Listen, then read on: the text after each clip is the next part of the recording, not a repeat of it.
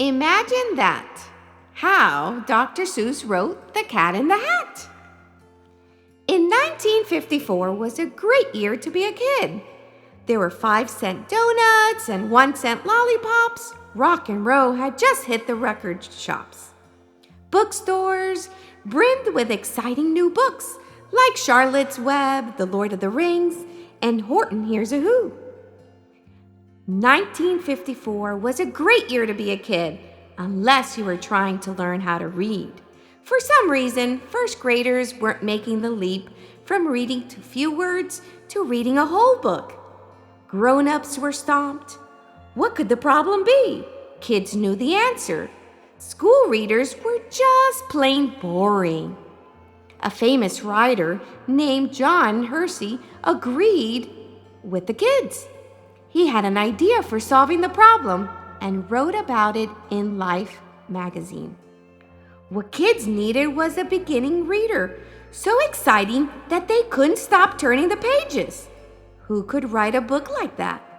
Only the funniest children's author in the land, Dr. Seuss. Dr. Seuss, we insist.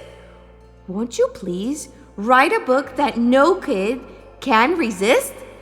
P.S. Use the words on this no-nonsense list. Ted, as he was known to his friends, had already published 9 big picture books. Books like If I Ran the Zoo and Scrambled Egg Super. They were funny and kids loved them. But could he write and illustrate a first grade reader? Of course! A short little book like that would only take 1 or 2 weeks. Or so he thought. Each morning after breakfast, Ted went upstairs to his studio. He had a chair and a desk and drawing board for drawing and a typewriter for writing.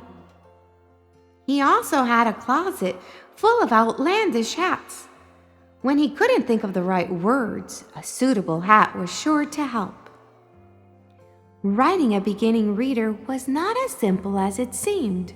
For one thing, Ted liked to invent new words for his books.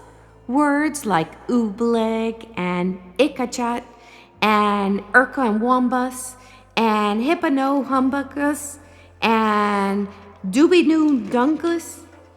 But in this book, he would only be able to use words from the official list. I shall write a rip-roaring book about a queen zebra, Ted declared. He checked the official list. Queen? No, not on the list.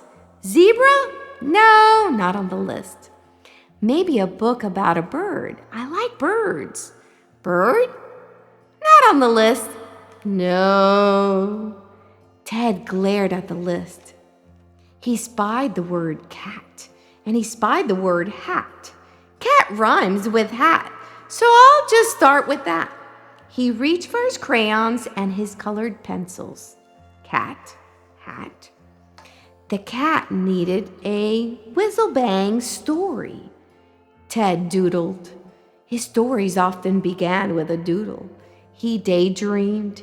He tapped at the keys of his typewriter. He dooned several hats as he sat in his chair and stared at the list. In his head, Ted juggled the words on the list. Then he thought, why not let the cat juggle instead? He can juggle the stuff on the list. Yes, he can. He can juggle a rake and a book and a fan. He can juggle a fish, and a fish won't like that. I will draw 2 nice kids to have fun with the cat, and 2 naughty things, and a keen cleaner-upper. I think I'd get started tonight after supper. Ted pondered how kids learned to read. He had a hunch that easy rhymes and funny drawings would help them guess the words they didn't know. He used tricks to hoax readers to turn the page.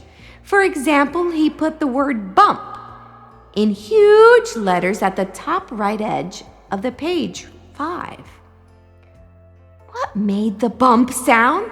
Kids had to turn the page to find out. Ted drew, and he redrew. He wrote, he revised. It took more than a year until he was satisfied that the book was funny enough and exciting enough and all around stupendous enough for kids learning to read. Ted delivered the script to his publisher in New York. They loved it. Soon, huge sheets of paper rolled off giant printing presses. Workers used special machines to fold the page, cut into pages, sew the pages together, and sandwich each book between two covers. They loaded the books onto trucks, and the trucks rumbled away to libraries, bookstores, and schools. It didn't take long enough for the news to spread from kid to kid, from coast to coast. There was a new book, an easy book, a book that was so much fun you just couldn't stop reading it. Everyone had to have a copy of The Cat in the Hat. Ted traveled to Boston, New York, and Chicago to meet kids, sign their books, and give autographs. The first grade reader was a smashing success. He had done it. He had created a fantastic book using only 236 different words. But the great Dr. Seuss didn't stop there. No, he wrote a sequel, The Cat in the Hat Comes Back, and he started to publish more books for kids who were beginning to read. One day, Ted's friend, Bennett Cerf, proposed the ultimate challenge.